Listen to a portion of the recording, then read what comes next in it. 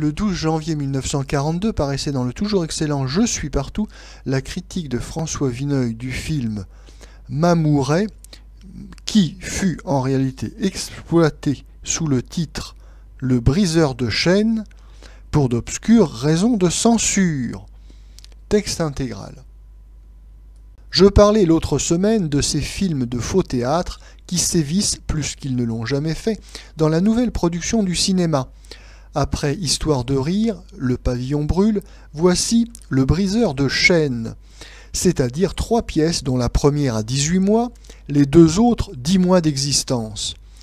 On m'assure que les droits seraient déjà achetés pour Tout n'est pas noir de M. Mirabeau, Échec à Don Juan de M. Puget, qui date de cette saison même.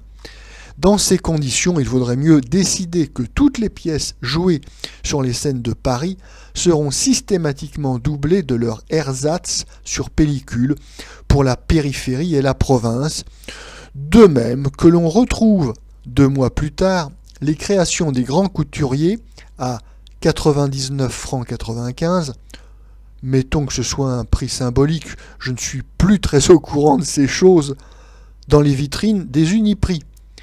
Le cinéma sera passé à l'état de reproduction purement mécanique et on n'en parlera plus. Avec Le pavillon brûle, on voyait un auteur dramatique, M. Steve Passeur, écrire une pièce sur une idée de cinéma qui ne pouvait prendre corps à la scène et que l'adaptateur pour l'écran, M. de Baroncelli, s'est bien gardé d'exploiter. Quand nous avons vu sur les planches Le briseur de chaînes de M. Jean Sarment, dans la mise en scène ingénieuse et colorée de Charles Dulin, c'était un spectacle vivant, divers, qui évoquait le cinéma et s'inspirait de lui. À l'écran, il ne reste plus rien de cette variété. Le cinéma devient plus théâtre, dans le sens figé que nous donnons à ce mot, que le théâtre lui-même. C'est un brillant résultat. L'autre soir, en sortant de la présentation du briseur de chaînes, entre 2 ou 3 camarades, nous exprimions sans ménagement notre sentiment sur la facture de ce film. Nos propos revenaient à dire qu'on ne pouvait davantage ignorer son métier que l'auteur, M. Daniel Normand.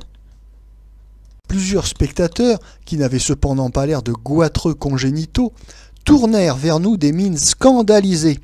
On eût juré des mélomanes devant qui un Philistin se permettrait, en revenant de Tristan ou de Péléas, de préférer le maestro Mascagni. Ce sont là de forts affligeants symptômes. Un lecteur, pourvu de son certificat d'études, ne laissera pas passer la faute d'orthographe dans le feuilleton qu'il a sous les yeux. Il est décourageant que la nullité d'un film tel que Le briseur de chaînes ne saute pas aux yeux de citadins normalement constitués, ayant une pratique considérable du cinéma. On lit aussi dans les journaux que sans doute Le briseur de chaînes n'a rien d'un chef-d'œuvre, mais que c'est un film bien fait. Je me demande ce qu'il faudrait à présent pour que l'on trouvât mal fait un film. Sans doute que toutes les images y fussent interverties par le monteur. Encore, ne suis-je point très sûr qu'une grande partie du public n'y verrait que du feu.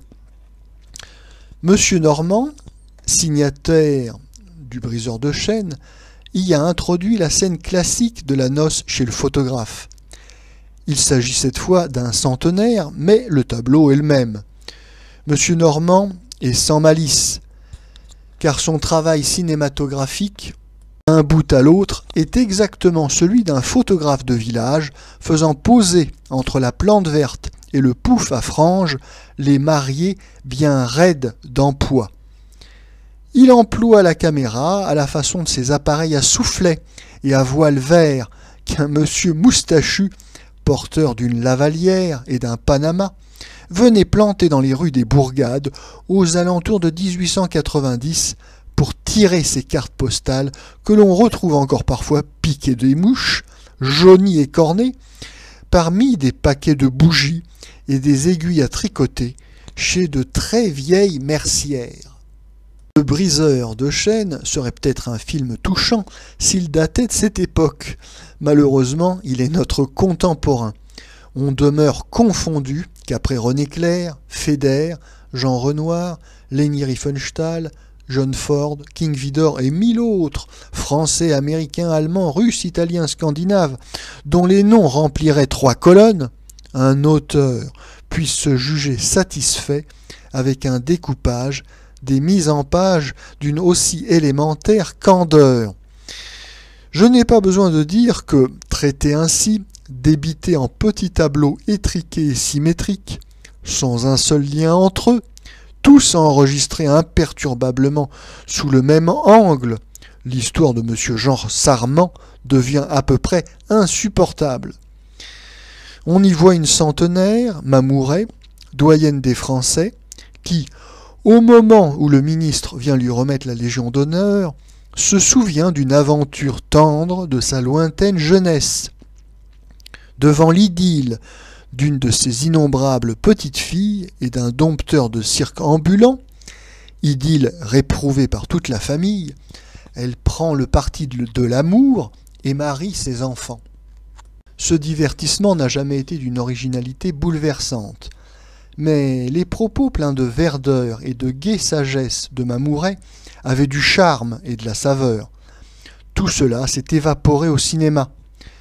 Le dialogue de M. Jean Sarment subsiste sans doute. Il est d'une plus jolie étoffe que ce que l'on entend d'habitude à l'écran, tout en étant fort médiocrement cinématographique. Mais il ne peut garder une existence indépendante, il est trop morcelé. Il se perd dans le défilé monotone des mauvaises images. Le metteur en scène de Le briseur de chaînes avait à développer 2 thèmes archi-classiques, une fête villageoise, un cirque. Il n'en a pas tiré un seul trait pittoresque. Il avait sous les yeux M. Charles Dulin, dans une étonnante composition de vieille baderne. Il n'a pas été capable de filmer un seul plan qui nous montre réellement Dulin. Il avait à photographier un petit village français. Ce qui nous en fait voir est aussi insipide qu'un couloir de métro. Pour les comédiens, il est presque superflu d'en parler dans une telle occurrence. Comment parviendraient-ils à faire valoir leur talent? On peut tout au plus observer que M. Pierre Freinet, annoncé en grande vedette, a un rôle insignifiant, que M. André Bruneau, qui n'a pas beaucoup paru au cinéma jusqu'ici, y apporte surtout des conventions, que Mlle Blanchette Brunois semble déjà au bout de ses ressources, qui sont bien minces.